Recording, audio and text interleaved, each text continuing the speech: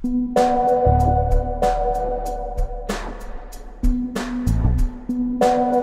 everybody, I'm Rich Roll. I'm your host. This is my podcast. Welcome to it.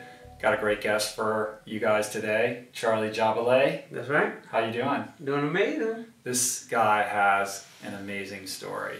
How you were like 304 pounds only like 9 months ago. Training for an Ironman right now. Completely changed his life. It's an unbelievably inspirational story that I can't wait to share with you guys. What did we talk about today? We talked about reversing brain tumors. We talked about we talked about quantum physics and energy. And we talked about how I use quantum physics to meet you. So it was a great talk. We talked about eating live plants. Yes. Is it dead or alive? Because I was dying, literally, and I was eating a whole bunch of dead food. And then when I changed to eating living food, I started living. And my brain tumor started shrinking. And you found your purpose in life. I did. So it's a conversation about life purpose, changing your life, transformation, and the innate potential that I think lives and resides within all of us to unlock and unleash a better, more authentic, more fully actualized version of ourselves. That's right. So tune in. Perfect guest for the new year to kickstart your January and get you in the right frame of mindset to tackle your goals and unleash that beast within yourself, right? A superhero. Cool. So I hope you guys enjoy it. Leave a comment below. Let us know what you thought. And peace. You sound good, dude. You ready to do this? Right. Charlie's in the house, man.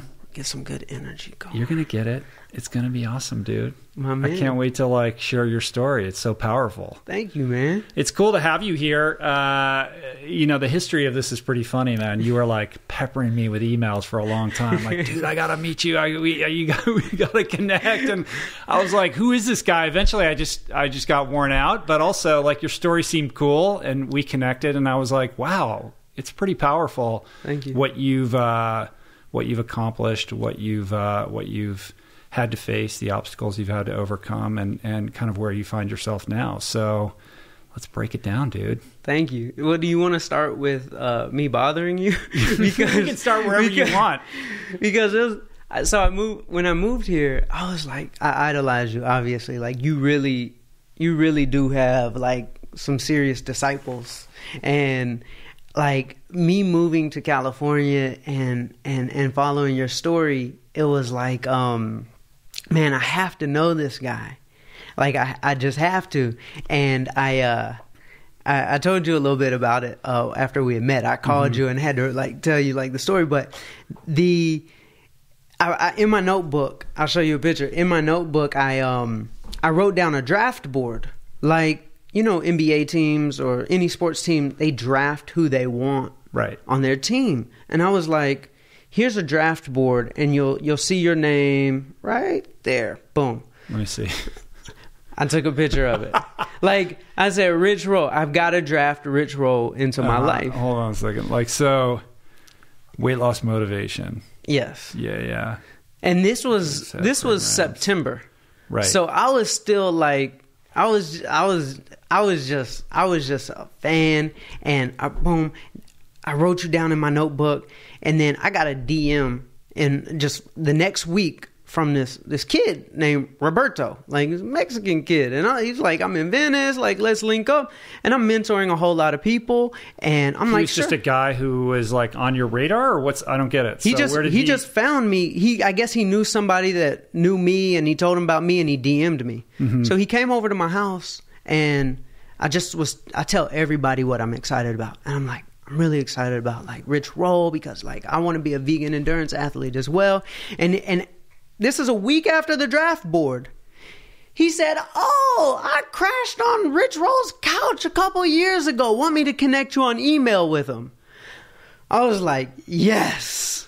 I was like, that's it. I wrote it down, and then boom, now the opportunity is real. The universe conspired to like make it happen, man. That's it's right. Cool. Yeah, and then you told me that story. I was like, Roberto, who's that? I mean, we have so many people that like pass through our house and crash on our couch. We're always like taking in strays. But then I was like, he was the guy who was riding his bike, doing some kind of global bike adventure, right? And I remember that he stayed at our house for a night or two. That's right. Yeah, it's cool. And we were able to connect the dots, man. And here we are. We got together. You told me a little bit about your story. You shared with me a draft of this video that I hope you'll let me share. Maybe we can even share the audio of it in the intro lead up to this podcast, because it's really powerful and it kind of really compactly, concisely kind of shares this adventure that you're on. But it's inspiring, man. I think for me, people ask me all the time, who are your favorite guests? Like, who are some of your favorite interviews? And of course, it's like, well, you're asking me to choose amongst my babies. Like, I love everybody that I have on, or I wouldn't have them on. But I think the people that really stand out as special for me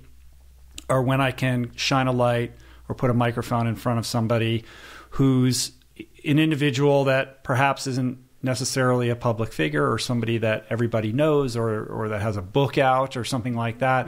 Just somebody who's had to face and overcome like unbelievable obstacles and struggles in their life to persevere. And I find a lot of power and hope and inspiration in those stories. And it's personally cool for me when I find somebody like that and I get to share their message. So I kind of, you're an extraordinary individual. I don't consider you like an everyman type person by any stretch of the imagination, but I think your story in the context of health is something that a lot of people can relate to, and hopefully will be able to find their own strength in your trials and tribulations and victories.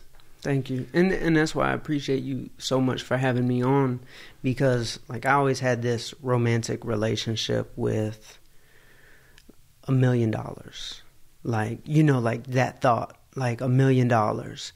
And then through my transformation, I formed a different type of relationship with the word $1 million. And like, I'm on a life mission now. I want to transform 1 million people's lives. And like, you have an audience that wants, like, they crave, because you are that story. Like, you were the one that got away. And people need that so bad. Like, you're the one who got away. Like, society, like I heard this story. I love this story so much, Rich. It was about a golden Buddha. And in Thailand, there was this village, and they all prayed to this Buddha. And this opposing army was approaching the village. And they covered the Buddha in clay and rocks, so they didn't want the other army to think it was valuable.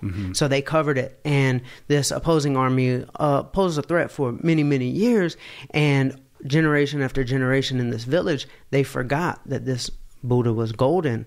And one day a boy went and sat on it, on his lap, and it chipped and cracked, and he looked down at it, and he saw it was golden. He ran and got his friend, and they peeled it all off.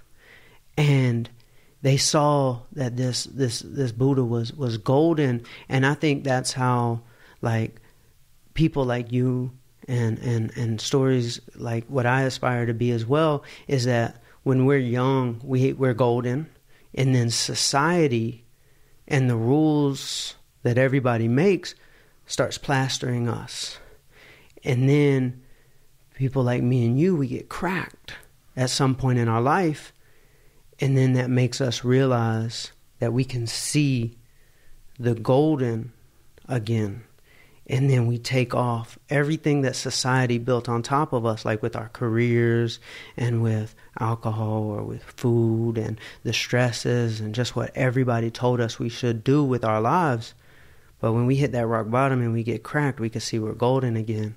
And I admire you so much, because you gave us hope that we can get away too.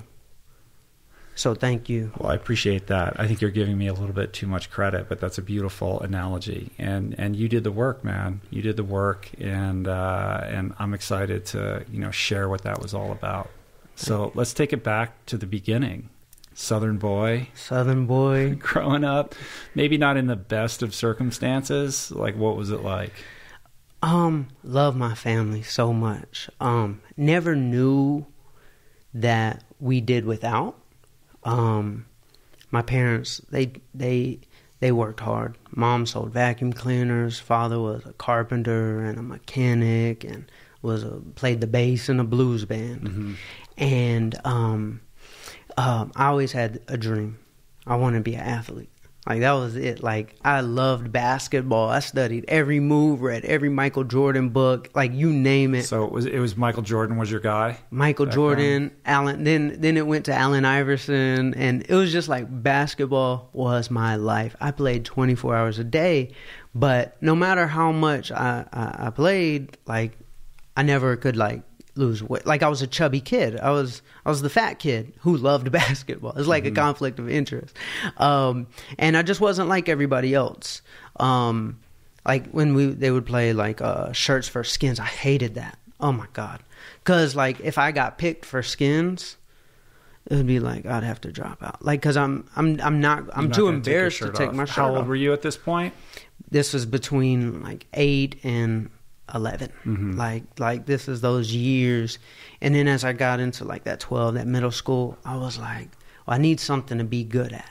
When you want girls to like you, and just like you're getting to that age, it's like you got to be good at something. Those guys play sports and are good. Those guys can dance. Those guys are attractive. And I'm like, none of those. So I'm like, all right, I'm going to be CEO Charlie. Right. So like, I'm going to do that decision business. Then. So it wasn't, a lot of those guys turned to comedy, right? Like, that's the other route you can pursue. Maybe one of those guys. But you choose business, right? You're going to, which isn't like, when you're that age, it's like, is that the sexy thing to do to get girls? I don't know. Well, like, I've always had a gift to see like where culture was going. Uh-huh. Like, at that time, it was cool to be a thug. Right. But I knew... And you're like outside Atlanta, or... Like, I'm in Atlanta, DeKalb County. I grew up mixed. Like, most of my friends growing up were black. There were a couple white guys, Mexican. Like, it was a very mixed area where I lived. And...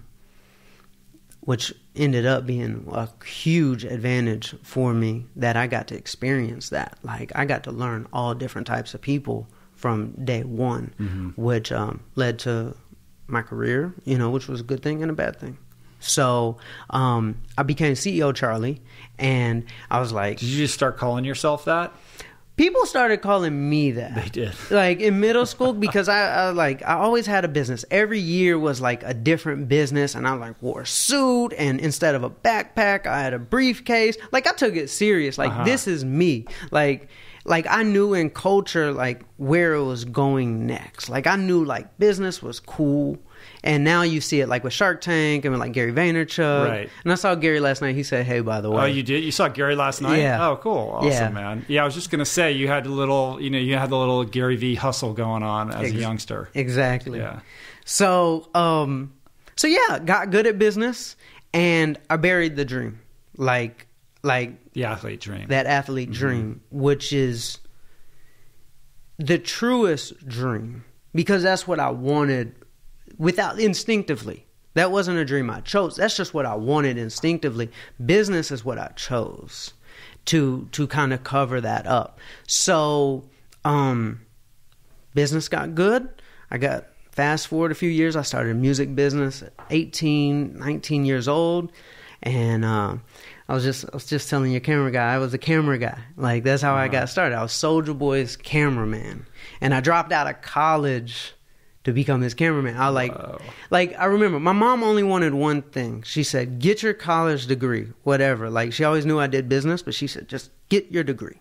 And my first year of college, like, my business was doing kind of good. And I found out that if you, within the first 2 weeks at community college, Like, you can sign up for the class and they'll mail your parents that you signed up. But if you cancel the class, you can cancel within the first 2 weeks and they don't send a notice home.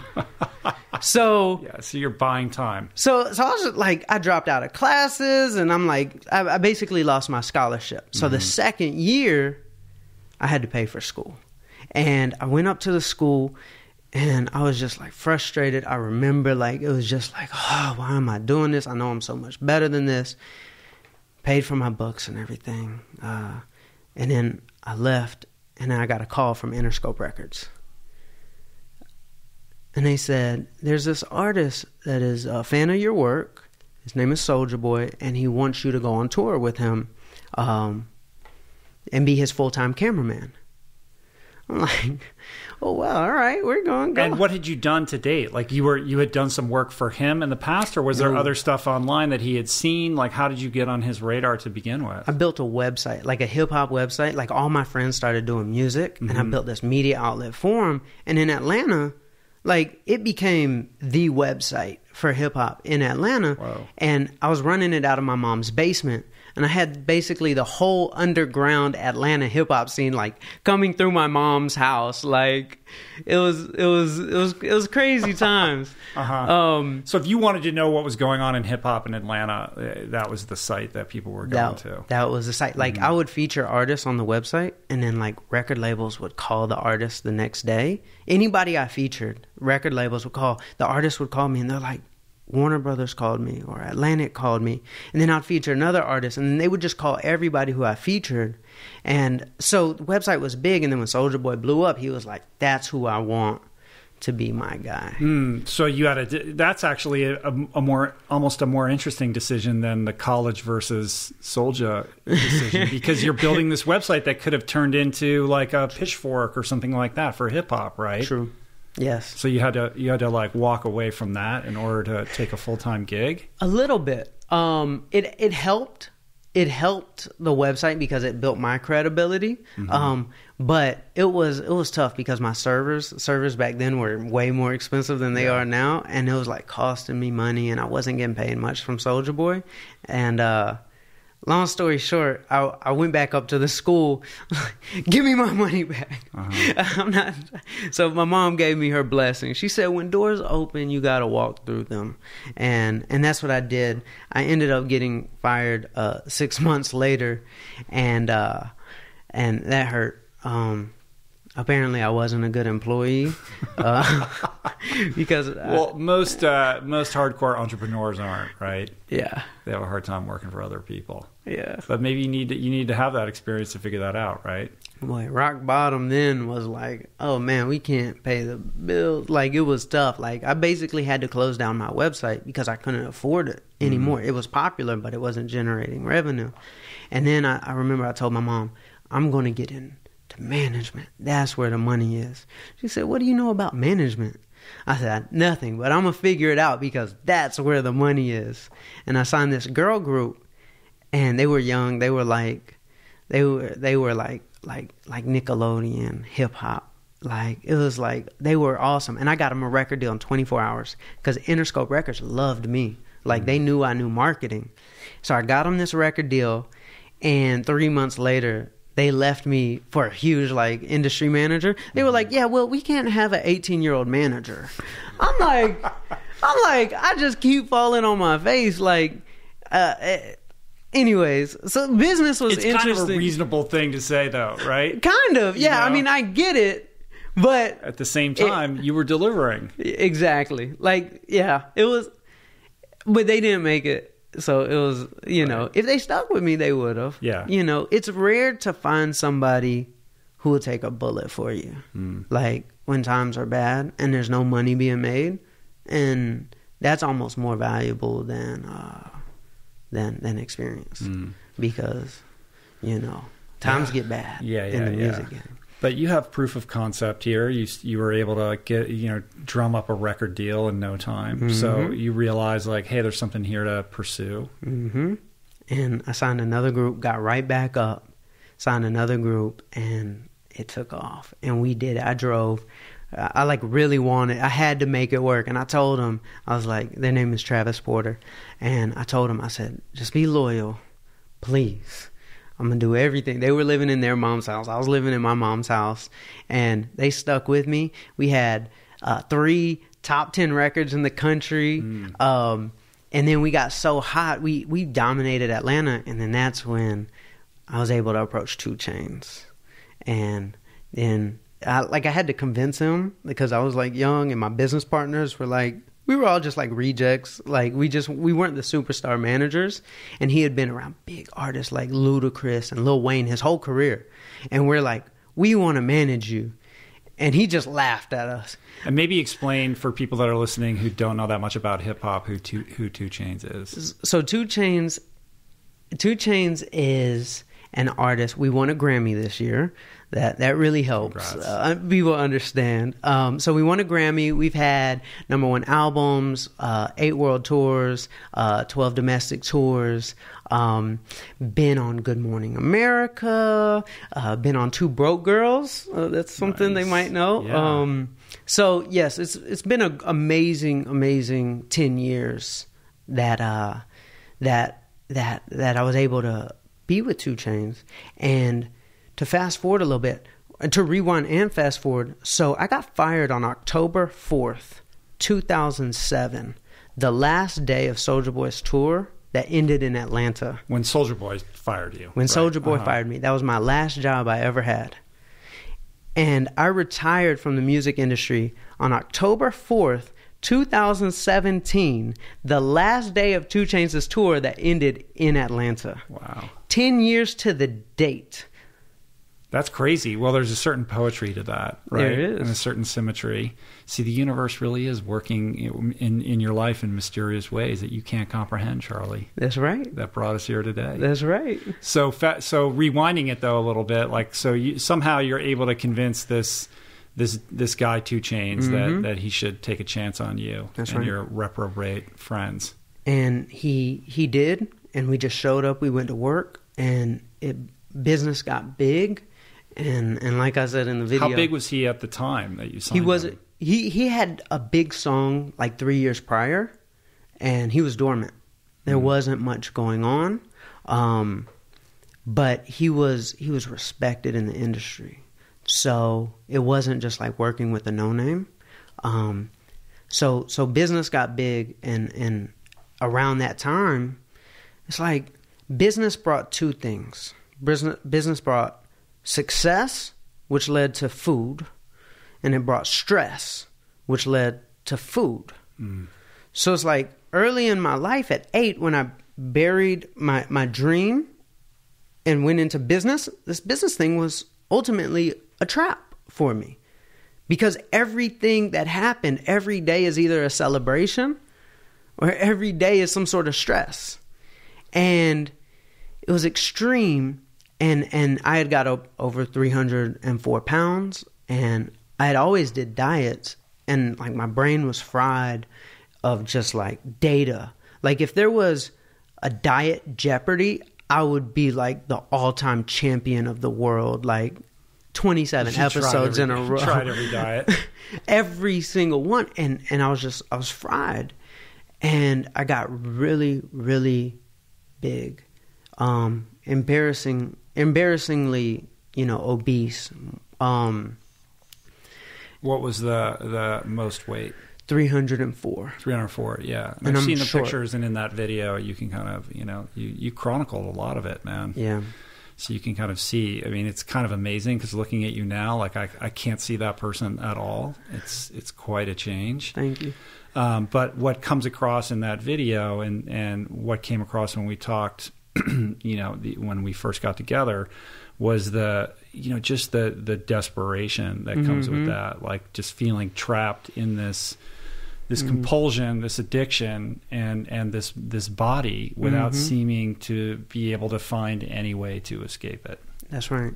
And you speak of your relationship with food as an addictive thing, right? 100%. Like you're clear that like you're like a food addict, right? Totally. I've never done any type of drugs or anything. I think I knew better because I knew how I was with food, and when I like something, I just overdo it, no matter what it is. Like it's like you know. That's why I guess endurance sports is good for me. I just overdo anything. Yeah. So the food addiction, it sent me to a place where I was so desperate, because it's one thing to not try and get bad results.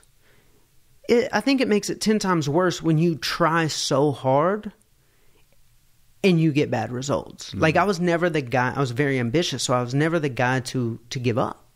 Like, every day is like, this is the day. Like, this is the game plan. I'm going to do this. And then I would crack, mainly because of, like, I wasn't addressing my roots. It's like my tree that makes fruit is in bad soil. Like, that's basically what it was. Like, I could prune the tree all I want above ground, but it didn't matter what I did above ground. Mm-hmm. My roots are in bad soil, so I was never making fruit. And that was like my business environment and me not fulfilling my purpose. It was just bad soil. Mm-hmm. So a guy walked into my life, Scott Cameron. But before we even get into that, I wanted to just kind of explore one thing that you said in a little bit more depth, which is this idea of trying. Like, I think there's a presumption or an assumption out there that if you see somebody who's obese, like, they've just given up. Like, they've given up on themselves. They have poor self-esteem. They don't care. They've thrown in the towel. And maybe that's true for some people, but, you know, your experience is different. Like, you were actually, like, trying to address this the whole time and just constantly frustrated with not being able to get results. Mm-hmm. Yeah. Oh boy, every day. Wake up the most motivated person in the world, go to bed the most depressed person in the world. Repeat that cycle. Never was a day the towel was thrown in the morning. Yeah, but it takes a lot of, what's the right word, like perseverance, I guess, because if you're waking up every day saying, this is how I want the day to go, and then meeting your inability to live up to that expectation that you set for yourself, every day you're taking down a peg, and that's got to, like, just wear on your soul. Wears on. Right? Until you are that person who's like, fuck it, right? I'm giving up. So my first rock bottom is when I decided to start running. And I did a starvation diet and lost 100 pounds. Like, so I starved myself to death. But what precipitated that bottom? Like, what happened where you were like, okay?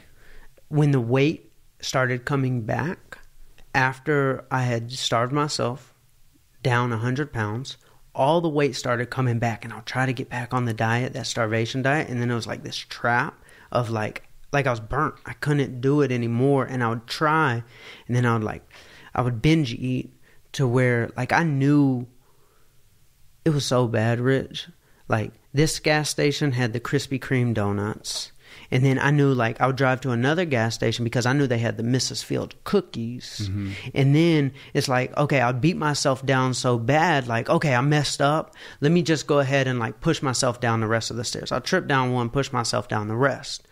And I would go to, like, Wendy's, like, all right, like, now I'm just really going to mess up. Like, game on now, right? Like, once the seal's cracked, like, anything goes. And then you would just want to make yourself so sick, because I'll be like, this is my last time. I'm going to make myself so sick that I'll never want to do this again. And I would expand so much overnight from, like, I don't know, maybe 10,000, 15,000 calories. Like, I'm talking about massive loads of food. And I would never get full for some reason. I would get sick, but I wouldn't get full. And I would wake up the next day and my skin all over my body would be bruised. Like, it would hurt to touch my skin. And I've never heard that before. Like, what is that? I don't know. I could never find anything on it. It was just like expansion, retaining so much water, like eating that many processed. Because I never ate real food when I binge eat. I would never go to a restaurant. Yeah, you're not eating fruits and vegetables. Like, or even just mashed potatoes and steak. Like, just like there was, like, it would be processed gas station junk food was the only thing I wanted, because I wanted to sit in my car where it was, you know, hidden. And another thing, like, it sent me into this depressed state to where, like, it would usually be on the weekends, like, the binging would happen. Mm-hmm.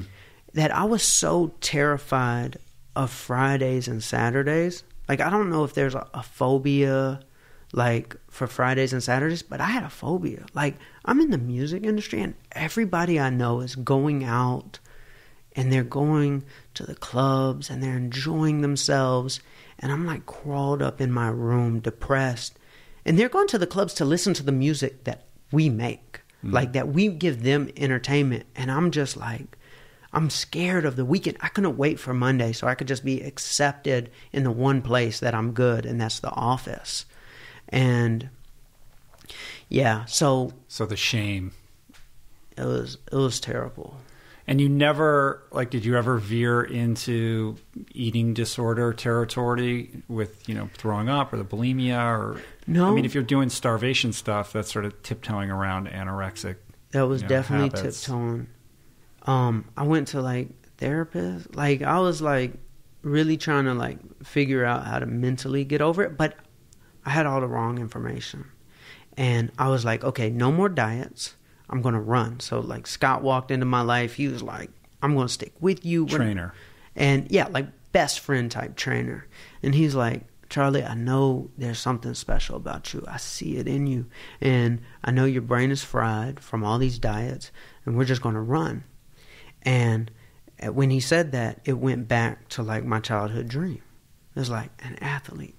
How could anybody run a marathon and be fat? Like, when I do this, he challenged me to a marathon. I said yes. And we started training, and we did one marathon, Santa Rosa. How long did it take you to train for that? 10 months. Mm-hmm. Gained weight. During the training? During the training. How much weight did you gain during the training? Probably about 10 pounds. Uh-huh.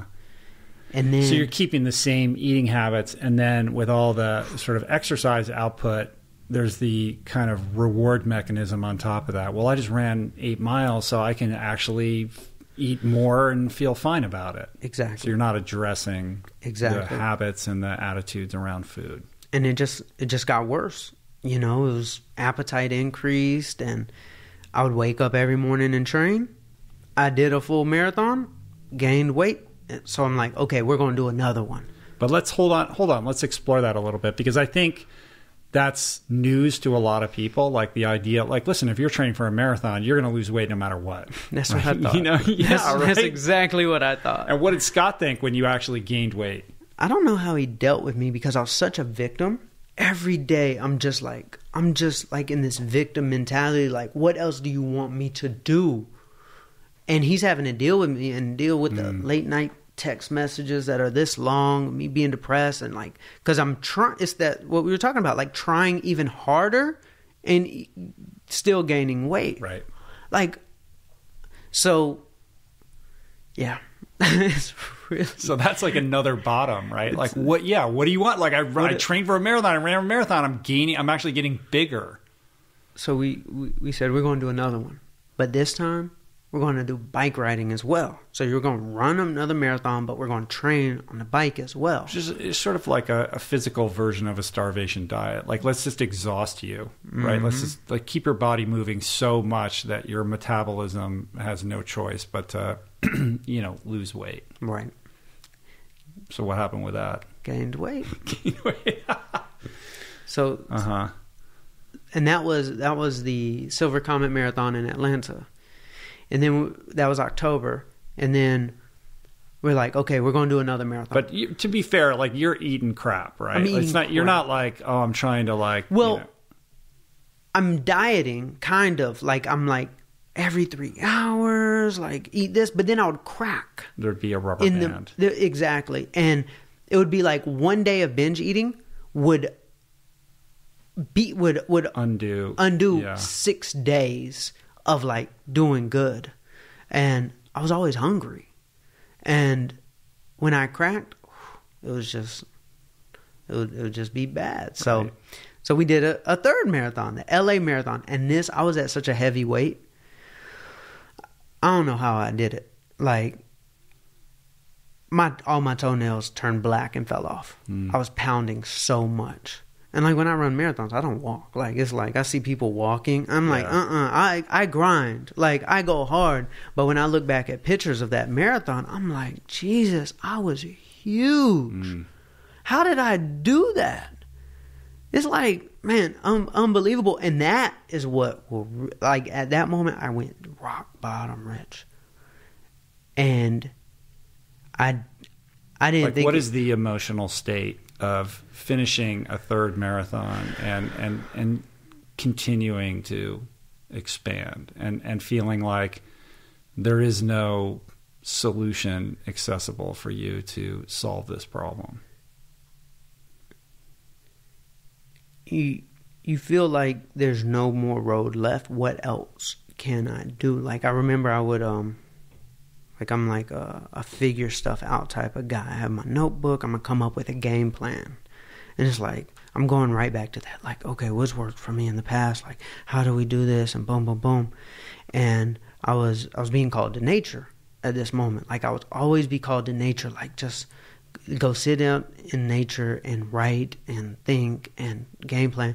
And then there was this voice, and it was like, Charlie, you can't figure this one out in your notebook. I closed the notebook and I thought about it, and I was like, maybe I need to go on a journey. I was like, maybe I need to go on a journey. And I remember in the next couple of days, I woke up and the room started spinning. Like something was wrong spinning. Like not me like hallucinating, but like I'm consciously, like I wake up, turn my head up to the ceiling, look up, and I'm like, wow, the room's spinning. This can't be good. How long is it going to last? And I'm sitting there 15, 20 seconds later, it stops. And then I get out of bed, go pick up my shoes, boom, pass out. I wake up, I'm on the floor. I'm like, yeah, this isn't good. This isn't good. Like something's actually wrong here. And how long after that LA marathon was this? This was like 8 months. Mm-hmm. And what year are we talking about? We're now last year. Oh, wow. This is just last year. Yeah, this is last November. And boom, brain tumor. That's what caused me to pass out. Brain tumor wrapped around my left optic nerve, wrapped around my coronary artery, and doctor said it could start corroding the top of my spinal cord. And that was, I thought I was rock bottom before, but then when you feel like it's over, like I'm going to die, I realized what that whole you need to go on a journey thing meant.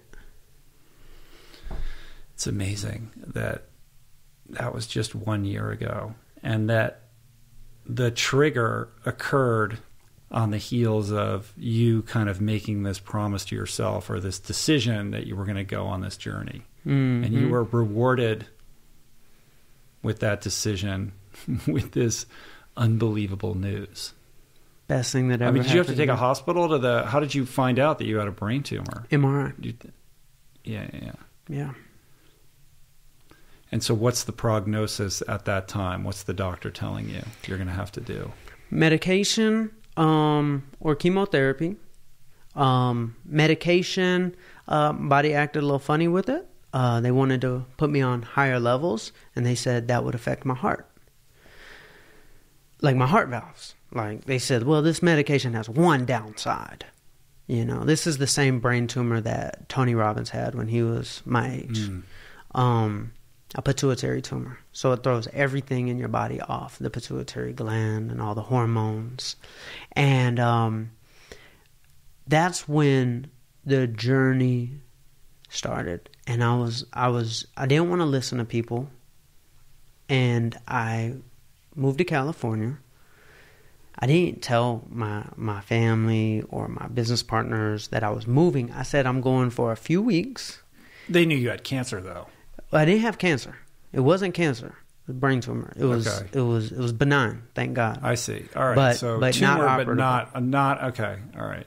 So they knew something was wrong. They knew I was in a bad place. And I said, I'm going to go to California for some meetings, you know. Boom, like I'm going out there for a few weeks. I knew I was gone. But I didn't want a big, like, going away, like, people scared, and none of that. So I went for a couple weeks, and they said, oh, meetings are going great out here, you know? Like, I think I'm going to stay a couple more weeks. And by Christmas, they were like, have you moved? I'm like, you know what? I think it's good for me because, you know, it's really healthy out there. And I decided to go vegan. And this is another thing. So I went vegan. And I gained 20 pounds. I had no idea what I was doing. Mm-hmm. I was eating at Veggie Grill every day, getting like hamburgers and stuff. And I was like, well, if I go vegan, it's impossible that I'll gain weight. Like, this is going to be the answer. Yeah, not true. Especially this day and age with so many yummy, you know, non-animal versions of your favorite junk food. Yeah. And I had got back up. I'd gained 20 more pounds, got up to about 260, 270 again. And this was March and April. This is, you know. Like less than a year ago. Less than a year ago. And I was like, okay, let me stop everything. I tried to leave my company in April. They wouldn't let me. They said, Charlie, just go figure out whatever you need to figure out. We'll be here when you're done. And I just went on a journey to learn. But this impulse to like leave your company and go on this journey and the processing of, you know, having a brain tumor and your inability to kind of, you know, manage your own physical being. I mean, where is this leaving you emotionally? I mean, obviously there's a lot of turmoil in your life for you to just up and go to California by yourself and not really feel comfortable enough to be honest about what it is that you're actually doing or seeking. Like, where is your head at this point? Are you like having this reassembly of what's important to you, or, you know, what is occurring to you at that moment? At that moment, I was gone. I was gone out of business. Like, I was gone.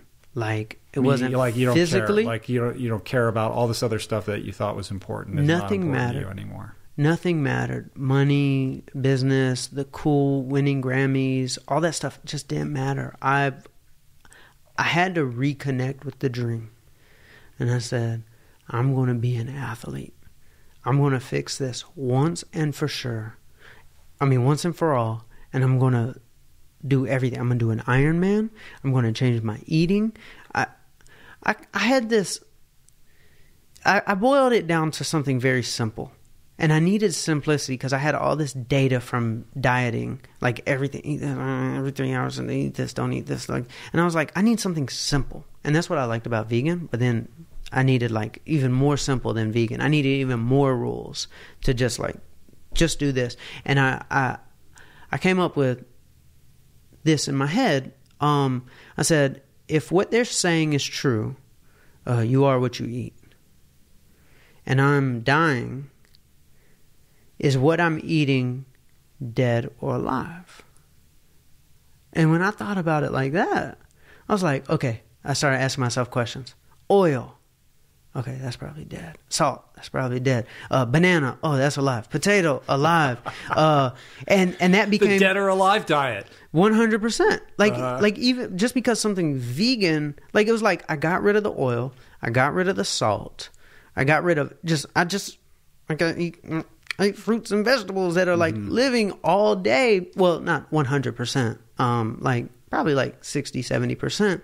And the brain tumor started shrinking. My hormones in my body leveled out. Like the food caused it. Because with the pituitary tumor, it's all hormones. And all I was eating my whole life was meat, because I was doing ketogenic diets. Like most of the diets I was doing were like ketogenic diets. And I would eat tons of meat, almost no vegetables. Like very rarely, and processed foods when I binged, and like diet sodas and all that type of stuff. And I know that's what caused the brain tumor. Yeah, it just jacked your endocrine system. Yeah. Threw everything off, body just deformed, formed a tumor. And then when I started eating food that was alive, it started shrinking. Doctors are like, wow. Right. Like, how long did that take? When did you first notice that it was shrinking? So I haven't taken my medicine in almost 5 months. And my hormones coming down lower, like the prolactin level is like super high and it's coming all the way down and it's shrinking, and like the testosterone is leveling out on its own. Like, no medicine. Like, doctors were prescribing me like testosterone stuff, prescribing me stuff for the hormones. Like, that's what controls it. And I started just like eating living foods, and like a lot of raw food. Yeah, like a lot. Like, I eat, like George knows, like I eat like 6 oranges a day, like in an hour, like because I'm exercising a lot too. I'm training for the Ironman, so. That's amazing. So what did the doctors say when you went back in and they were seeing these kinds of results in you? And I mean, were you the one to say, like, did they tell you like it's okay for you to go off the medication, or were you just saying I'm not going to do that, or like how did that go down? I made my own rules. There wasn't much conversation. But were they surprised that you were balancing out in that way and that there was some evidence of shrinking? Yes. Mm-hmm. Totally. Is that like normal? Is like, does that happen? No. No. I mean, the idea that food could have an impact on the growth or regression of a tumorous growth in your brain is probably, something that a lot of people would tell you can't be the case. Mm-hmm. I mean, I'm not a doctor, but I mean, what were these doctors telling you? They didn't want to talk much. Like, it was in and out.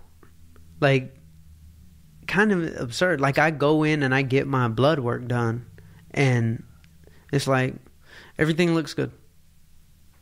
That's it? That's the bedside manner? They don't want to talk. What do you think that's about? It's just that's the system that's set up to see as many people as possible. Yeah, I mean, I would imagine you have prescribing good doctors. You like where are your doctors at? Like Cedars or someplace like that? I don't want to expose them. Right. I don't want to cause a fury, but good doctors.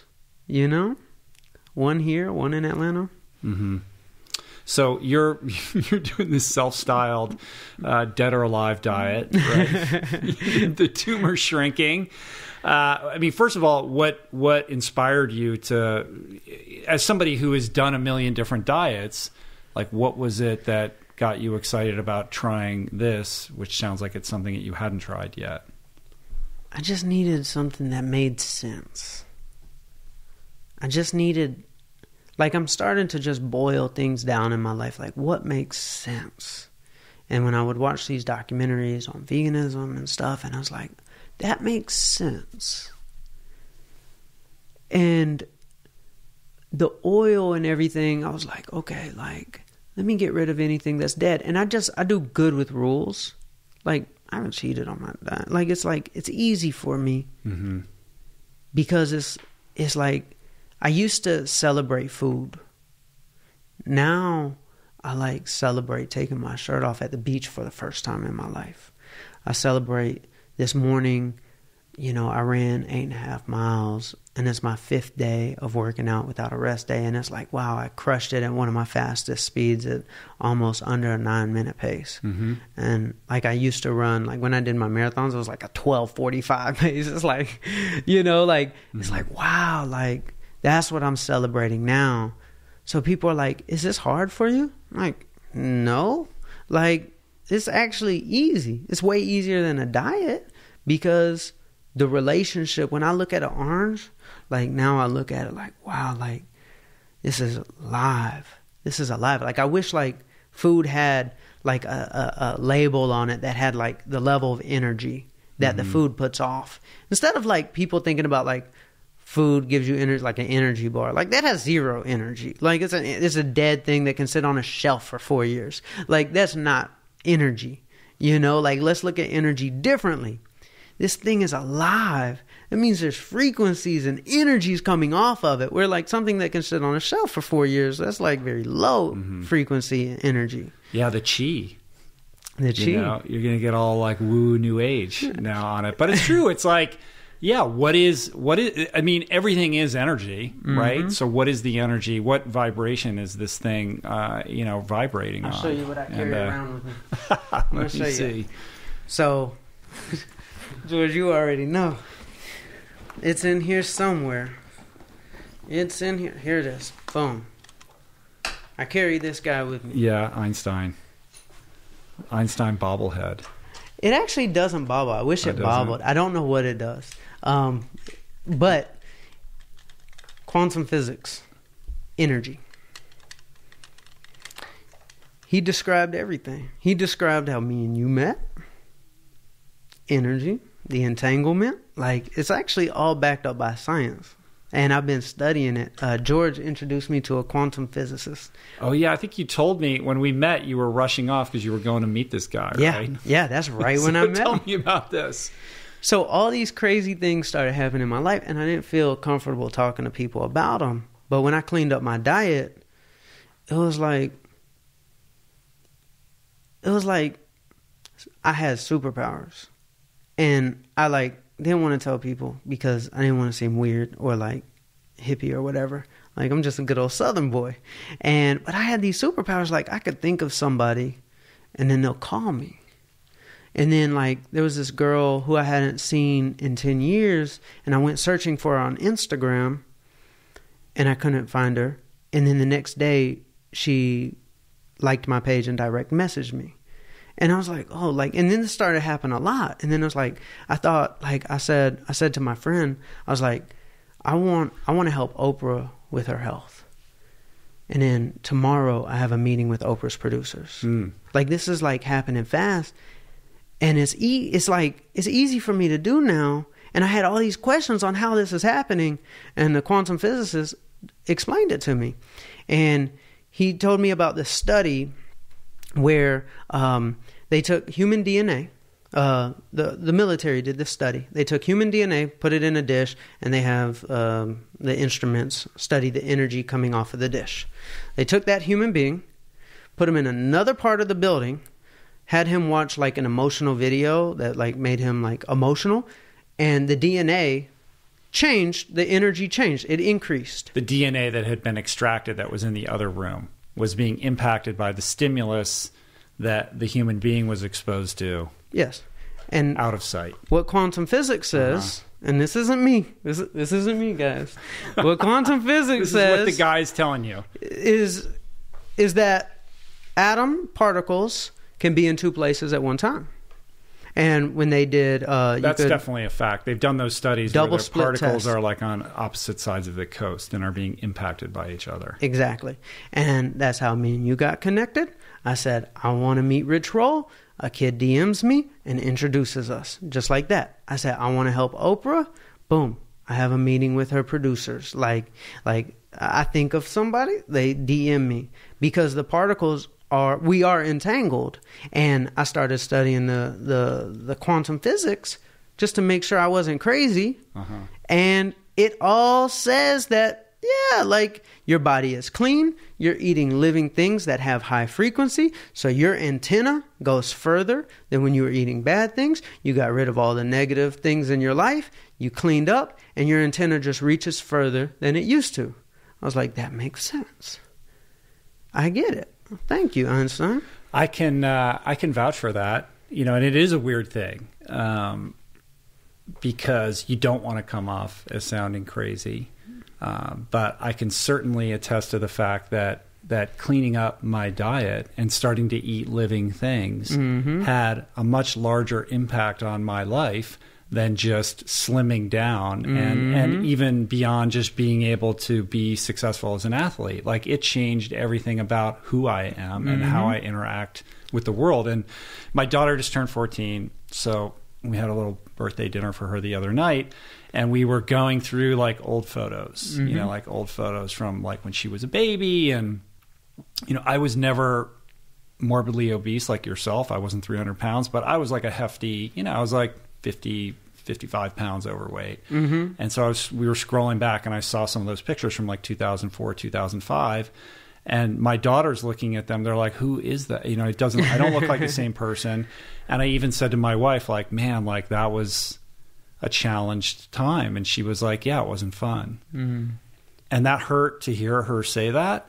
And she wasn't saying that because she wasn't physically attracted to me. She was saying that because I was carrying around like a heavy energy that had nothing to do with what the scale said, like a certain density, right? And my journey with cleaning up my diet is actually a journey of self-discovery and self-actualization that begins with the foods that are on your plate, right? That's the opening portal. Like that's the opening to the cave that you're like walking into or whatever, right?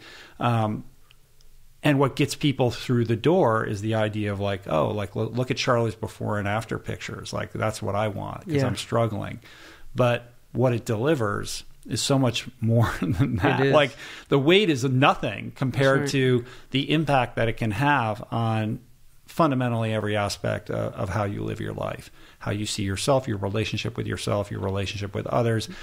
And it is a very esoteric thing. And I'm glad that there's a quantum physicist out there that can like apply some science to it.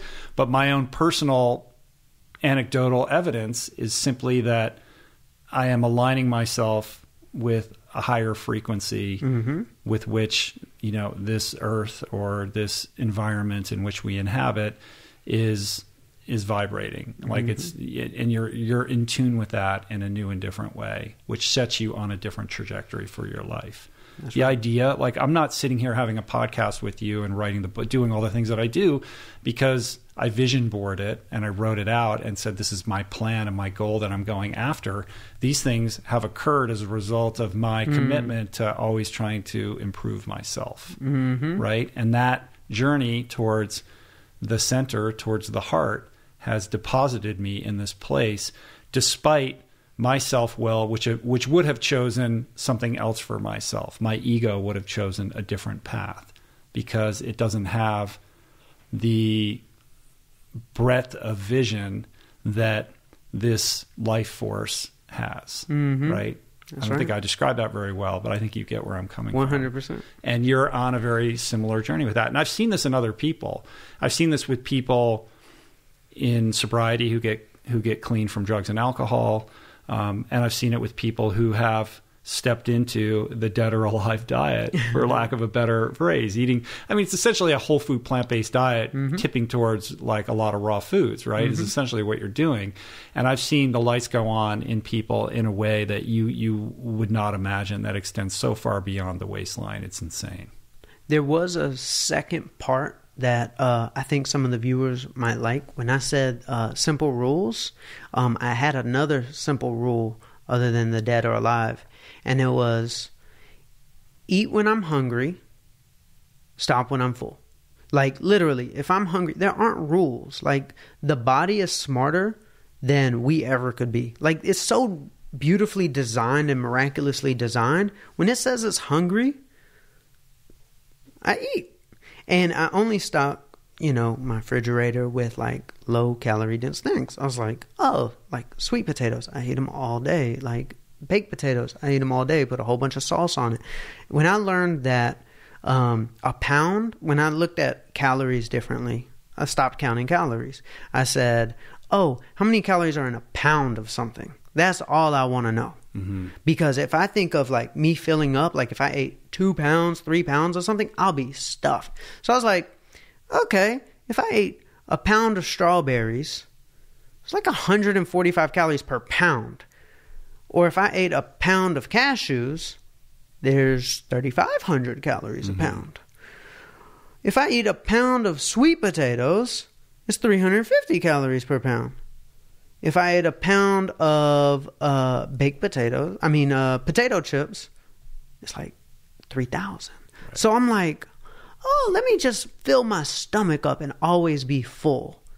And if I'm always full, I'll never have to diet again.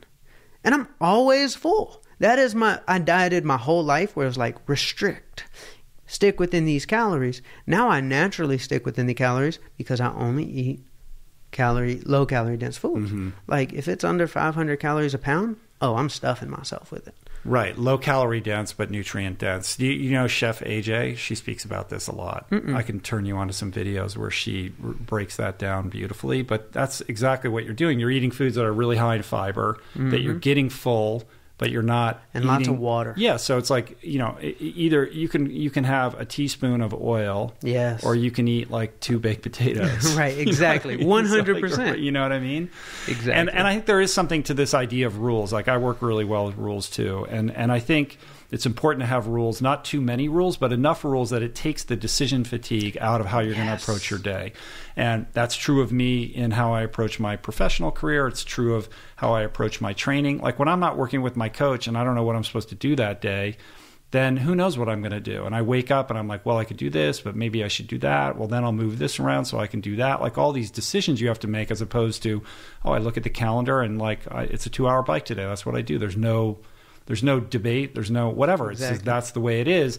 And similarly, with respect to diet and nutrition, there are a few rules. It's like I don't eat any. It is a dead or alive thing. Like I don't eat any animal products. Pretty basic rule. It's really simple. It's sort of like in sobriety, I don't use drugs and alcohol no matter what. Like that's just the rule you don't break, right? So that's fundamental rule number one. No animal products. And then you go down the scale of like, eating these plant foods as close to their natural state as possible. There's gradations within that, but when you just kind of approach it from that fundamental perspective, it doesn't have to be that complicated. And it's freed up so much mental space for me not having to make food decisions anymore, because every day used to be like, there was fear of every meal. Every meal was scary to think about, like, oh Lord, like I'm hungry, I have to eat, like, oh my God, like, and then we'd be planning meals and celebrating meals, and then like it was always every day, multiple big decisions, especially when you're scared of food. It's like I talked about in the video, like I envy people who like addicted to drugs, because like you can cold turkey a drug and never have to deal with it again. With food, like you have to deal with it every day. And when you're terrified of food, that's when it gets scary to make decisions.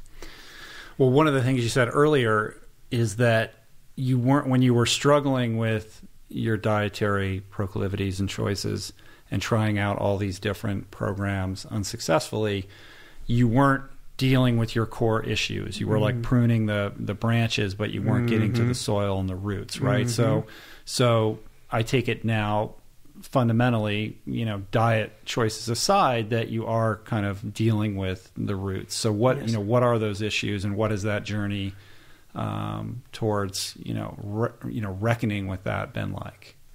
First thing was, from a child, I wanted to be an athlete, and I had to address that.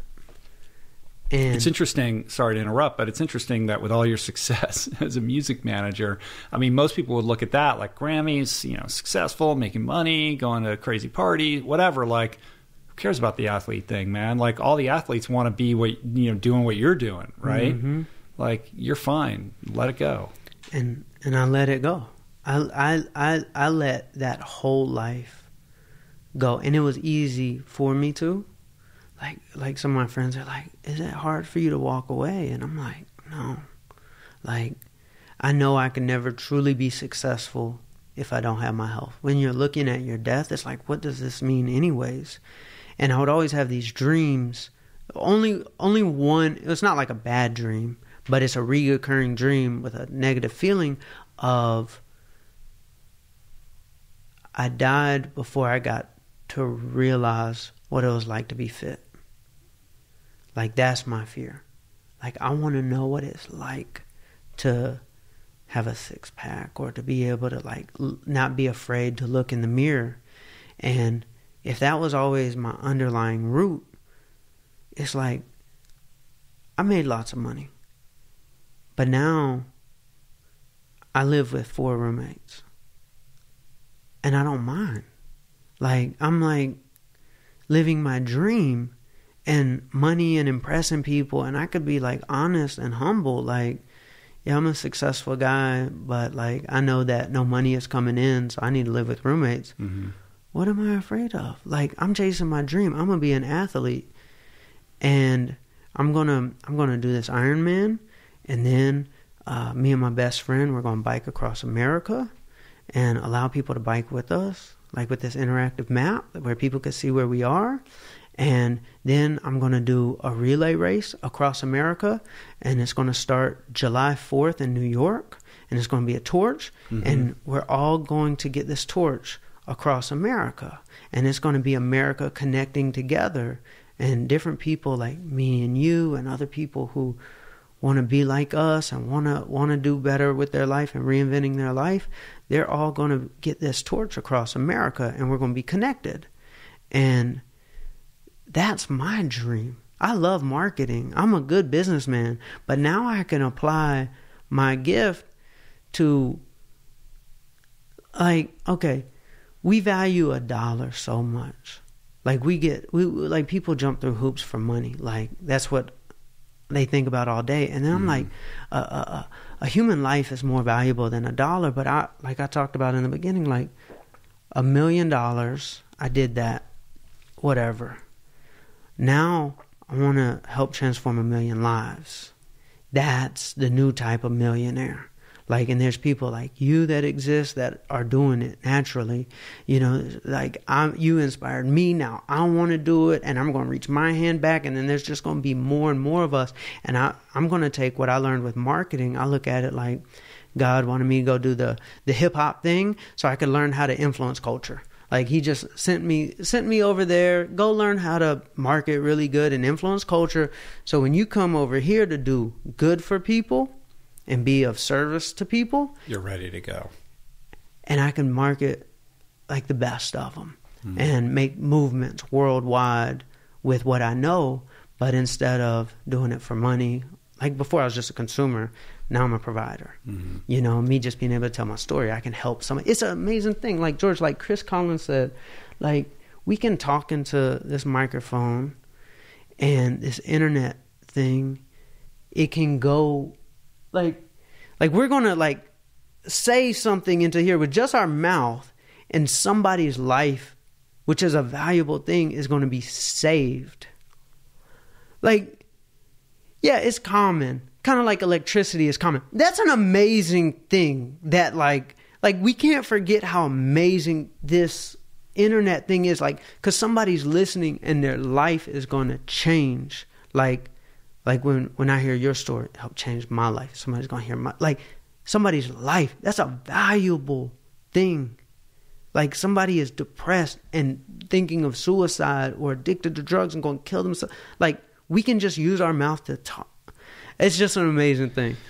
Well, I get crazy emails every single day from people that are impacted profoundly by the messages and the stories told by the guests that are sitting in the chair that you're sitting in right now. So I'm familiar with that, and I think we're only tapping the surface of what's possible. We're in the infancy of this internet age, and it just feels good to be part of the solution for people in whatever small way that we can. And look, there's nothing more powerful than an extraordinary story well told, you know, and your story is very powerful. And so that's why I wanted to have you here to be able to share it, because I think it does hold within it the potential energy to catalyze change in other people who feel stuck, who feel like they've tried every diet, they can't see their way through it, they're ready to give up, whether it's drugs or alcohol or relationships or food or gambling or shopping or whatever it is.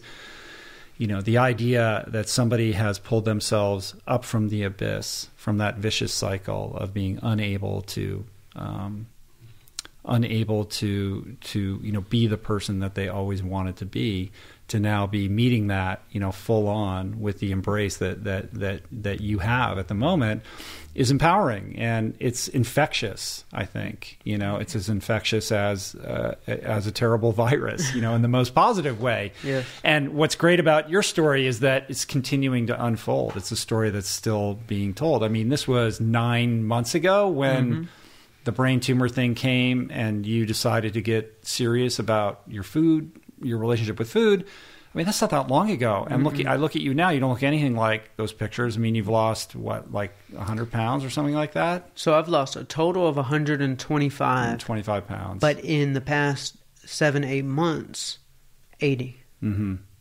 That's crazy.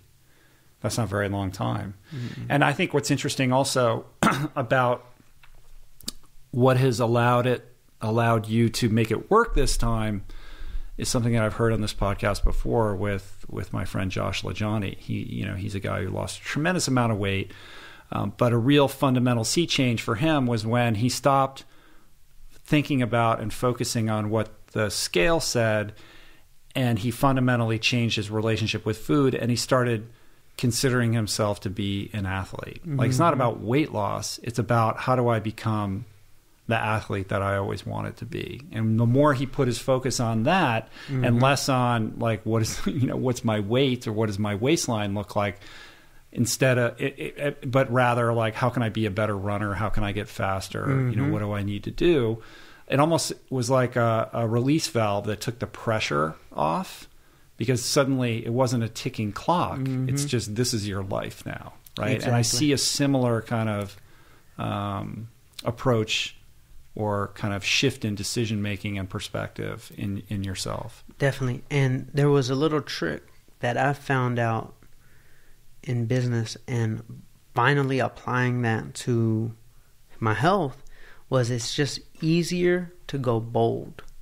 Like, saying you're going to wake up and run every day is so much harder than saying I'm going to do an Ironman.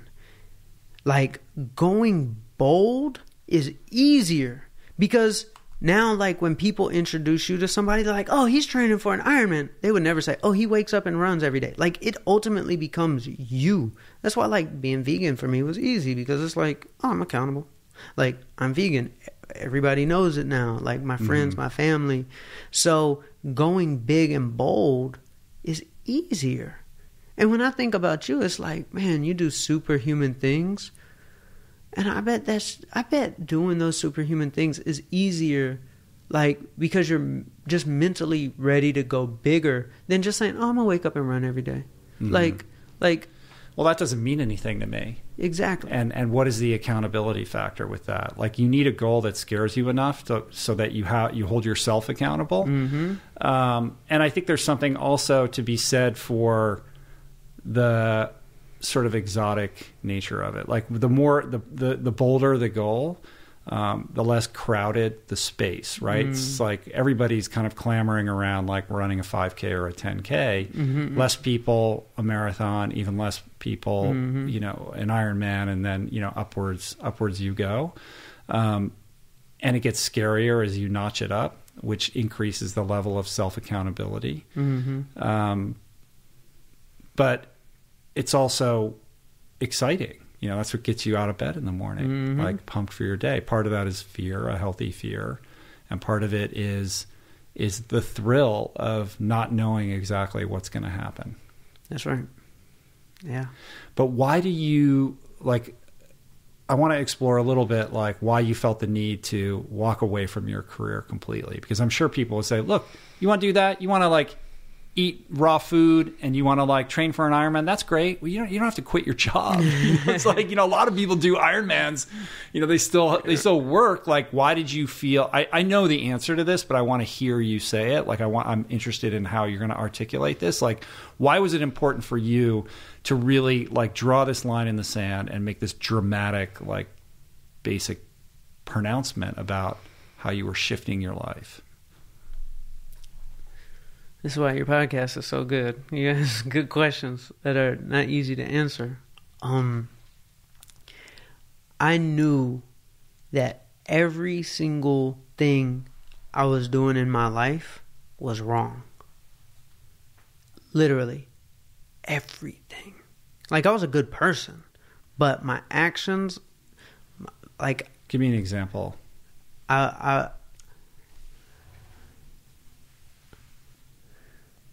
made a choice, and a choice will set you down a road. And when you're somebody like me who is loyal and is committed, like, it leads down long, long roads. And I made a choice when I was 8 that I was going to go into business. And that's where it started. It was like, okay, I put something under the rug. I just swept something under the rug that should not have been swept under the rug. I should have dealt with it. Emotionally, subconsciously. It was always there. I want to be an athlete. I want to be fit. I was the chubby kid. I should have addressed that then. And then I made the decision, I'm going to get into hip-hop. And hip-hop was amazing to me. Hip-hop was a love-hate relationship. It changed my life, made me extremely successful, allowed me to, take care of my parents and take care of my family and, myself. But it was tough as well. It was, I had an artist get shot and killed at my studio. I was breaking up a fight one day and bullets flew right past me and we were all running. 2 Chainz got shot at in San Francisco. Another one of my artists, Young Dolph, he got shot at 100 times in Charlotte, and then he got shot 4 times here in LA about a month ago. Are you around when these shootings are going on? I was around during one of them. But it's that like I live the real, like I'm a very soft-spoken guy, just an entrepreneur, hip-hop. I knew, like I said, like I always had a gift to see what was coming around the corner of culture. And when I was young, I was like, this hip-hop thing is going to be big. And now it's the biggest genre in the world, the #1 grossing genre in the entire world. And I saw that years ago, and that's why I got into the business. And it was good and it was bad. And I had to change everything in my life if I wanted to live. And I did. And I had the courage, and I wasn't scared. And I know how to make money. I'll go make money again. I'll jump into a pool and I'll learn how to swim. Mm-hmm. And people will want to help me along the way. And like right now, yeah, it's scary. I don't make any money. I'm going to be fine. I'm not worried. Like if I just do what's right for my dreams, and if I help people, I have more blessings than I ever thought I would have from hip hop. That's the truth. I mean, again, that's my experience, and the money will come. It's probably not going to come the way you think it might, or when you think it might, or in the amounts that you think it might. But it doesn't matter because you'll be taken care of as long as your focus is on service and self-care. Right? Taking care of yourself, making sure that your actions are in alignment with your values, that you are being true to this mission, this that you feel is really like this instinctual call for how you need to be in the world and express yourself, and sharing that freely of yourself in service to other people in a real profound and fundamental way. Everything else will get taken care of. Like that's a promise. I know it. You've been, I know it. Yeah. Yeah. And it was, it happened for me. It took a freaking long time, like I had to go through a lot, but ultimately all of those experiences have value and make it all the more meaningful to me now. Right. Mm-hmm. And for some reason you're being called to serve in this way. Mm-hmm. And you could intuit or construe your brain tumor as this ultimate kind of reckoning moment of trying to get you to finally pay attention to this thing that you've been ignoring your whole life that is obviously so important to you. That's right. And you're in the nascent early stages of wrestling with and trying to figure out how to move forward with this in a productive way. And it's cool to see. Yeah, man. Yeah. When's the Ironman? March 3rd, New Zealand. Yeah, that's good. I did a half Ironman. It's coming up quick here. It's coming up quick. I got like 7 weeks left of training, like intense training. So I'm feeling good. I still got some weight to drop. I still got a gut, but it's all right, man. This is for your life, Yeah, exactly. That race will come and go. Whatever's going to happen is going to happen, but it's not going to impact like how you're living moving forward, right? I'm so excited because it's like I'm going to allow people to like go on the journey with me, and I'm like, I'm no superhero. Like, in my video I talked about like Charlie Rocket, like like the superhero I relate to, and George knows the story, that I relate to is kind of like Spider-Man, because he was like one of us, like Spider-Man was just a regular guy, and that's how I am. Like, I'm not like some superhero, like I'm just like, a regular guy, but like I wanted to be able to find my inner superhero that would save my life. Because there's two of me. There's the guy who has the flaws, but then there's this like inner superhero, and I gave him a name, Charlie Rocket. Mm-hmm. And every morning, like I turn into him when I'm working out, because it's so fun to be a superhero. And I had just came up with this recently. Like, this was like 4 or 5 months ago. Like, and I'm like, I'm going to be a superhero when I work out. I brought my headband. You got a Charlie Rocket superhero headband? Oh, yeah. Yeah, there it is. Oh, yeah. And it's like a kamikaze. I made it. Almost. I had my friend print it up, and then I had this seamstress stitch it together. But like, if you look on, there's like little rocket emojis. Uh-huh. And then I put this on in the morning, and then I put my headband is like either that, or you're like you work at Benihana. And then it's like boom, and it's interesting when I bike and run down the boardwalk in the morning. Like, people like see my energy because I'm having fun. Like, everybody's usually in their own zone, but like people high five me, and like people are getting to know me now, like in Santa Monica and Venice, and they ask me, what's your name? I'm like, Charlie Rocket. And then the next morning they'll be like, Rocket, and it's just fun to transform into the superhero that I want to be. And I think everybody should practice that. Like how on podcasts they'll ask like, what's your inner animal spirit? And I'm like, what's your inner emoji spirit? Like, I'm the rocket. Like, I want to be a rocket. Like, a rocket takes off real slow, but then it gets fast. Like, but it just keeps going, and then at some point it just gets fast.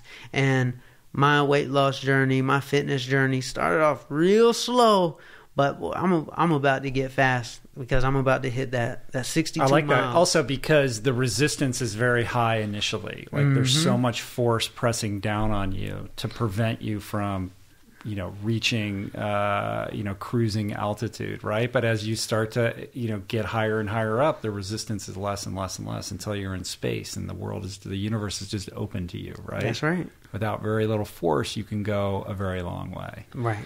But I like that story, and it reminds me of the Iron Cowboy, who I've had on the podcast a couple times. I don't know if you listen to those episodes. People who are listening, he's the guy who did 50 Ironmans in 50 states in 50 days, and he's the Iron Cowboy. And he has a very similar relationship with who the Iron Cowboy is versus James Lawrence, right? It's like the Iron Cowboy is his superhero, doppelganger, and when he wakes up in the morning and goes out to train, or he goes out into the world, he adorns the trappings of this superhero character, and then he inhabits that character, right? It's like this thing.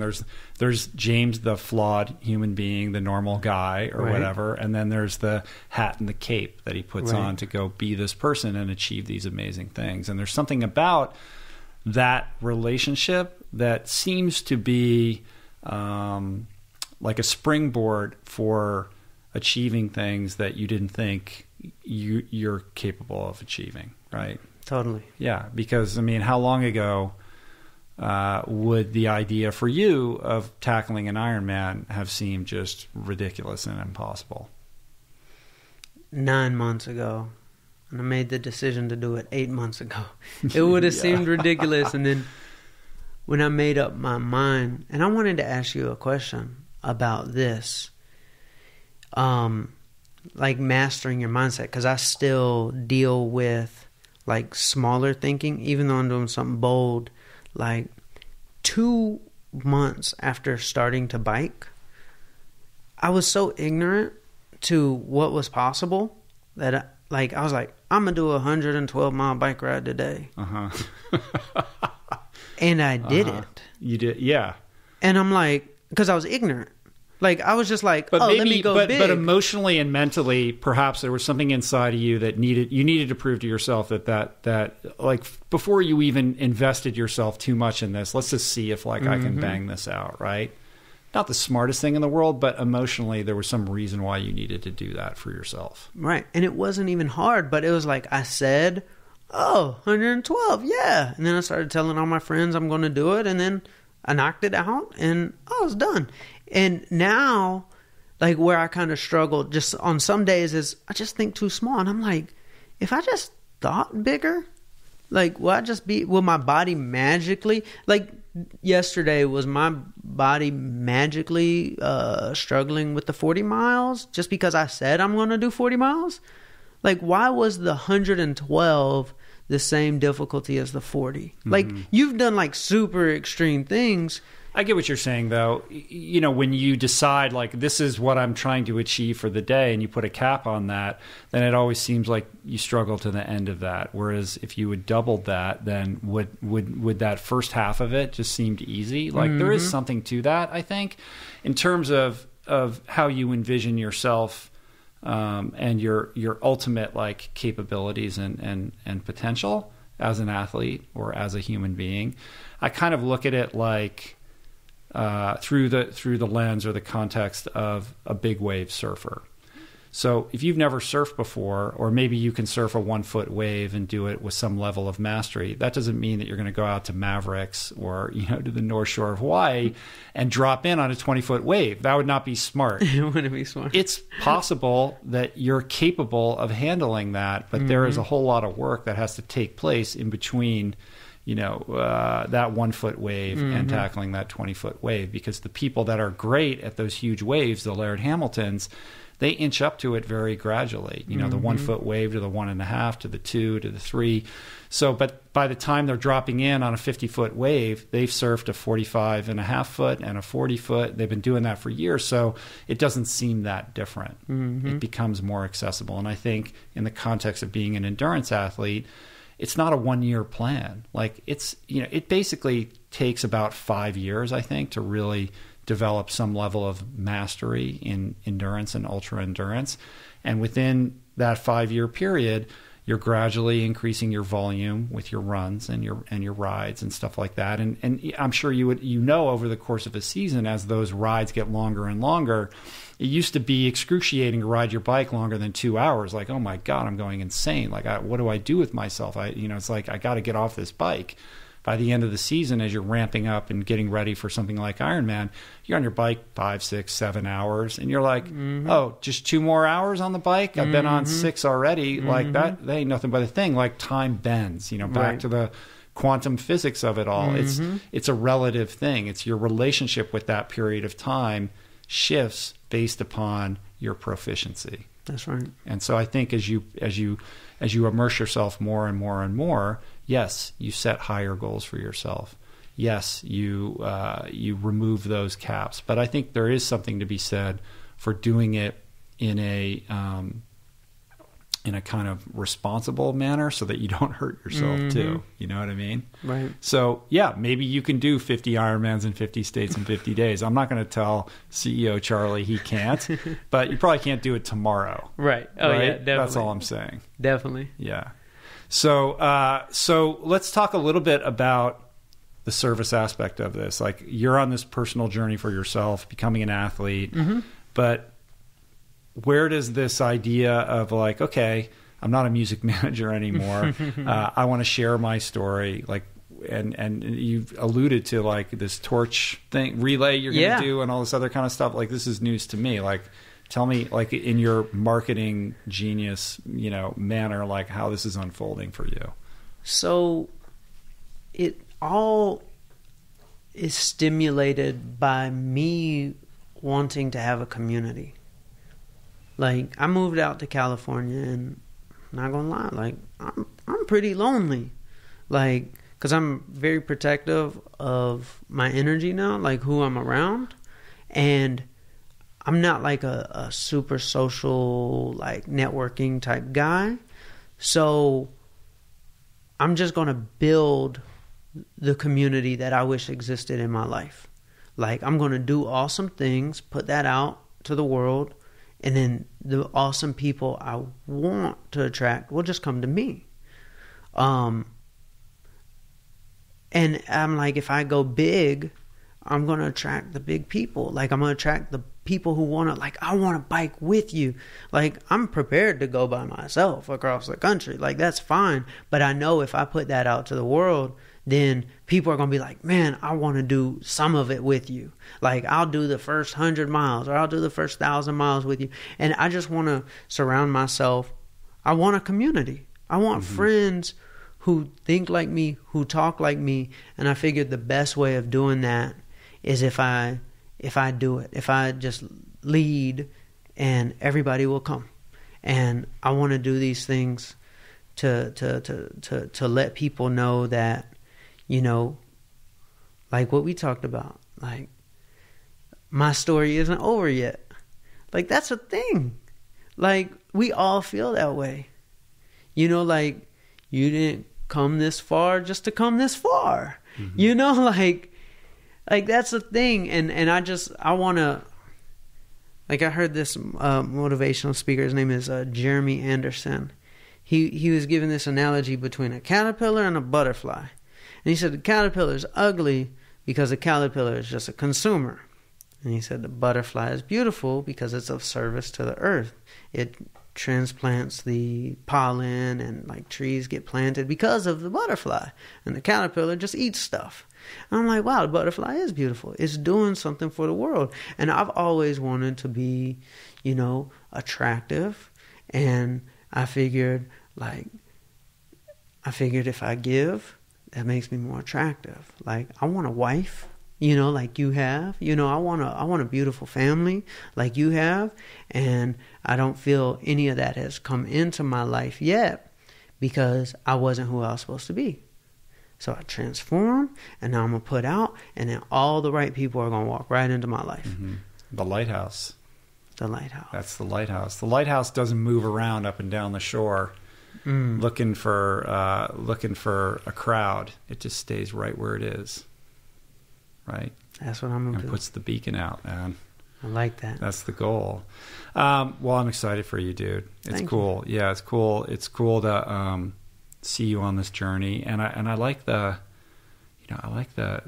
quantum physics spiritual component to this, because there's more at play than we can see. We tend to think as human beings that our senses are attuned enough that we can perceive the world exactly as it is, and I think we don't appreciate the extent to which that is a very false and limited assumption. And your energy, I'm sure, is very different. One thing I wanted to ask you about is like, what's going on with like your homeboys back home, and like, did you just like go off the radar to them, or like where are they with like your life changes? They're rooting me on. They're rooting me on. They're like, hey, like, because I remember when I told 2 Chainz, I was like, this isn't my practice life. This is the one. He said that really stuck with him when I said that. Like, this isn't my practice life. And when I told him what I want to do, like, and the roots, like, I want to be an athlete, they were just like, man, go for it. Like, like, we're disappointed that, like, we're not going to be, a part of your life of that. Like, I separated from the business, but, you know, we're friends and brothers, and I love them to death. And, you know, they still have my mind. They don't have my hands, but they have my mind. Mm-hmm. And my mind is actually going to be better for them now than it ever was before. And I can help them market and help them come up with great ideas. And it's nice being in a position where I'm not asking for anything in return. Right. Like, I'm mentoring like 30 different people right now. And I'm like, wow, like, this feels amazing. Like, to like help somebody and not ask anything in return. Oh man, I could get used to this. Yeah. And I never experienced that. Everything was always about money. Mm-hmm. But yeah. So in the context of mentoring people, you know, a good way that I always kind of like to close these conversations down is to talk a little bit about, you know, what you say to somebody who is stuck, who's in that place where you were in that vicious cycle. Like, you tried all these diets, you couldn't find your way out. You're running, but you're gaining weight. You go vegan, you gain weight. Like, how do you speak to that person who's in that place? And how do you speak to these people that you're mentoring to kind of kickstart them into a new way of thinking and behaving? Okay. This is a conversation I had with a young lady who lives in Louisiana. I was helping her, and I told her that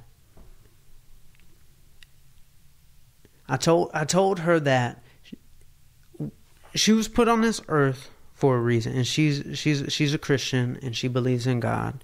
And I told her, God put you on this earth for a reason, and that's your purpose. Okay, and you have a gift, and that's your purpose. And I have an extreme view of what a distraction is. A distraction is the devil that's dressed up as a distraction, and it's evil, because anything that takes you away from your purpose in life is evil. Anything that takes you away from your purpose is evil, because we were put here to do something, and God or the universe wants you to fulfill that.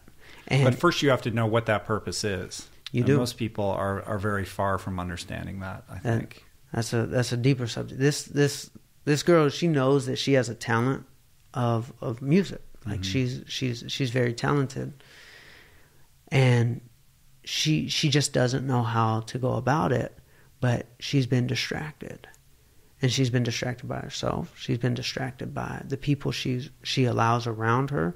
Like, there's so many things taking her away. And when I put it in the perspective of, that distraction is evil, I was like, okay, you got to make a decision. Well, which one are you going to do? You're a woman of God. Like, you going to side with evil today? the Satanistic distractions. Yeah, it might just be on Instagram, like, just like scrolling through, and now she's going to be able to have a conversation with herself. Like, is this taking me towards my purpose? It's like how I did the Dead or Alive. Mm-hmm. Like, she's going to be like, well, is this purpose, or is this that evil thing Charlie said? Oh, this isn't. Oh yeah, boom. I need to go that way. Yeah, there's something about the binary aspect of that and the rule thing that we were talking about earlier, and really understanding that this idea that our lives can be static, or that there is some form of stasis in our lives, which I think to some extent we all kind of carry around and believe on some level, is a myth. It's an illusion, because mm-hmm. every thought that you entertain, every conversation that you have, every interaction, every decision that you make, every behavior that you engage in is either moving you in the direction of fulfilling that purpose, or helping you to become healthier, more self-actualized, helping you to grow, or it's moving you away from that, mm-hmm. right? It's moving you into a regressive state. And so scrolling through Instagram, is that really a productive use of your time? Well, it's kind of benign, but is it? Right? If you're time crunched, time is the ultimate commodity. This is what Gary Vee always talks about. Mm-hmm. It's about time, right? Mm-hmm. How are you exercising yourself in the limited confines of time? Mm-hmm. And when you know what your purpose is, even if you don't, I think that having a level of mindfulness, an extreme level of mindfulness around that is the differentiator between people who actually achieve their goals and people who end up sort of settling. Because those are the people who will say they don't have time. And we do have time. It's a question of what is important to you and how you're prioritizing that allocation. Definitely. And something just popped up in my head about the purpose thing. And I think I know how to solve that issue for everybody. Uh-huh. You or Charlie Rocket, because you're wearing the Charlie Rocket headband. Both. So actually, neither of them is me. It's just my marketing mind going to work. So my friend asked me yesterday, we were talking about, he was like, Charlie, like, you really got to, my roommate actually, he's like, Charlie, you really got to help people find their purpose. And he's like, you should put together like a step-by-step guide. And I'm like, a list or a guide can't solve this problem. And then it hit me when I was explaining it to him, and it took me back to the example of the 4-minute mile example of like, oh, it's this impossible thing that nobody could do, everybody's tried. Mm-hmm. And then once one person did it, everybody else just broke that record. And I was like, oh, okay. So if this purpose thing for a lot of people seems impossible to find or do, people just have to see it done. So I was like, how about we just tell a whole bunch of stories?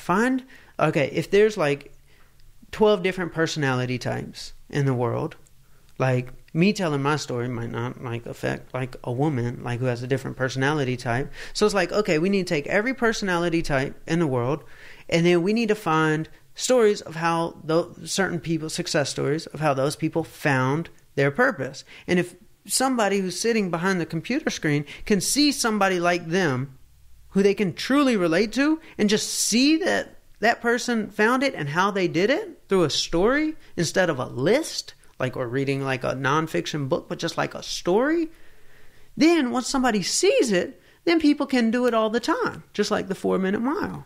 Well, it goes back to what we were saying before. The most powerful thing is an incredible story well told, right? Mm-hmm. And that's going to always trump some list of things to do. You know, the quest to finding your purpose or unlocking what is most important to you so that you can live a meaningful, purposeful life of service is an incredibly personal thing. Mm-hmm. And, you know, there may be 12 personality types, but there's an infinite number of specific, unique life paths. But you know what's the beautiful thing about stories? And you can't tell somebody what that is for... Yeah, but the story is like the permission.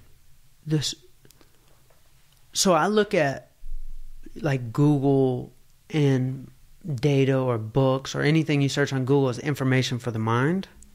Like it's a search engine for your head, right? Gaining knowledge. But when we hear an amazing story, it's like a search engine to the heart. And it's not verbatim what that person is saying, but it starts conversations inside of yourself.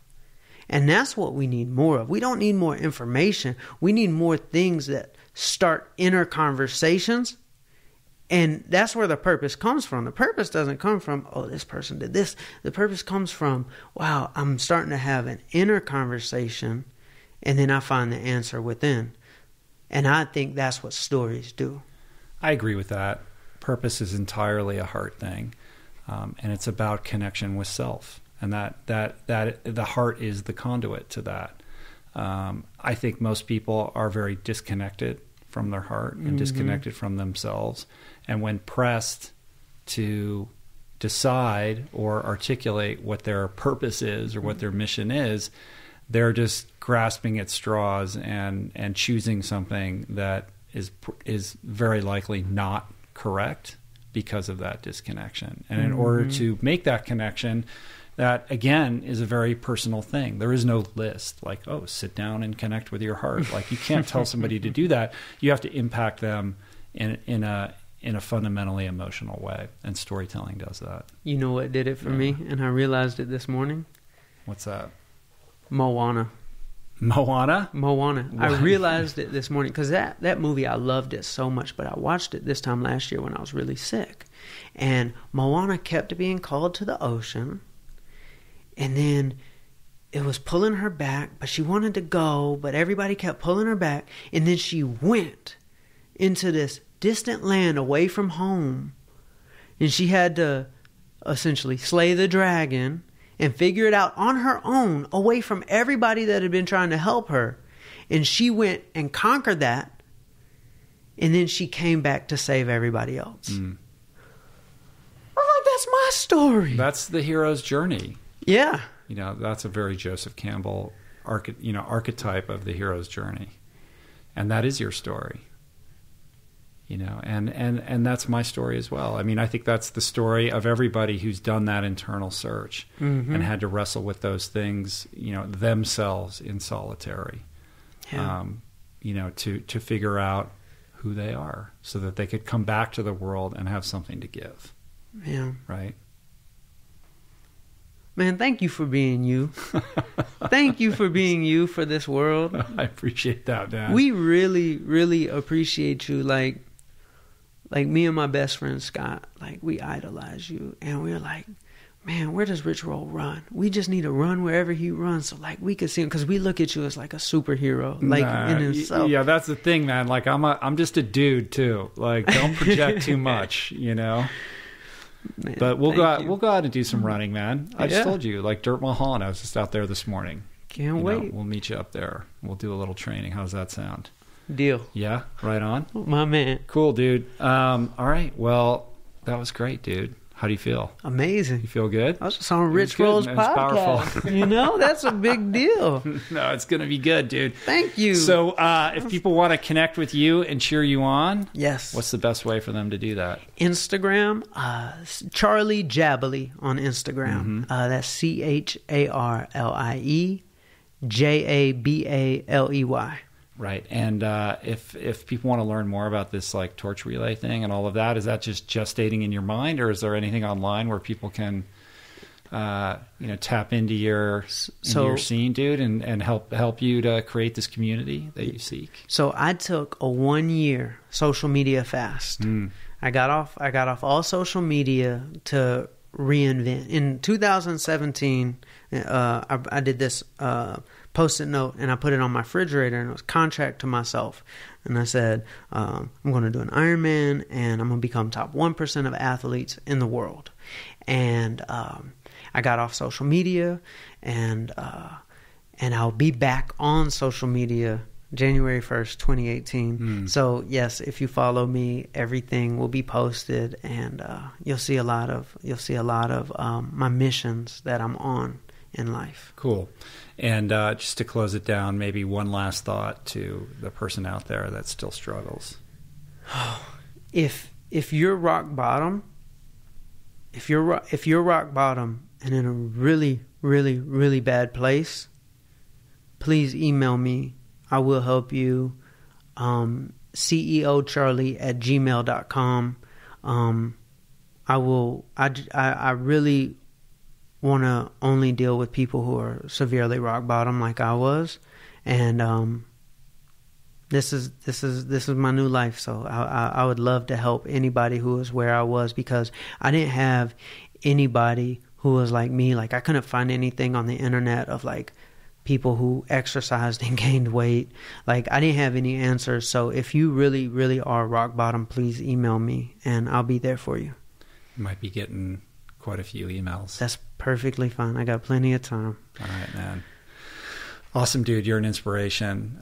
Can't wait to see where you take this. And I'm excited for you, Charlie. Thank you, Rich. Thanks for joining the podcast. For sure. Great talking to you. Yeah, man. Peace. My man. Plants.